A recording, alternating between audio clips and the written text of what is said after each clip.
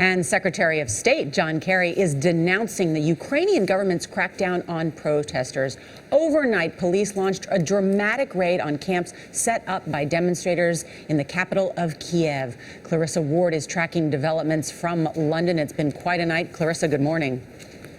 Good morning, Charlie and Nora. Ukrainian riot police have pulled out of that protest camp in Kiev after a 9-hour standoff with protesters. But the situation remains tense. At about 1 in the morning, riot police moved in on the protesters' camp in Kiev's central Independence Square. Using chainsaws, they broke through the barricades surrounding the camp and began pulling down the tents of the protesters. Then the shoving began, a heaving mass of riot police pushing up against the protesters to try to force them out of the square. Scuffles broke out between the two sides. It was the boldest move yet by the police to break up the sit-in, where protesters have been camped out for nearly 2 weeks, angered by the government's refusal to sign a pact that would deepen Ukraine's ties to Europe.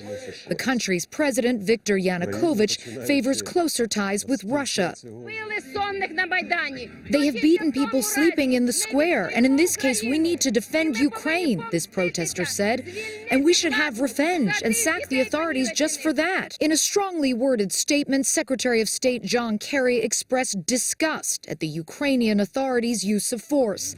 Assistant Secretary of State Victoria Nuland is one of a number of top diplomats in Kiev. Hello, how are you? She went down to the square and gave cookies and bread to the protesters and security forces as efforts continue to find a way out of this crisis.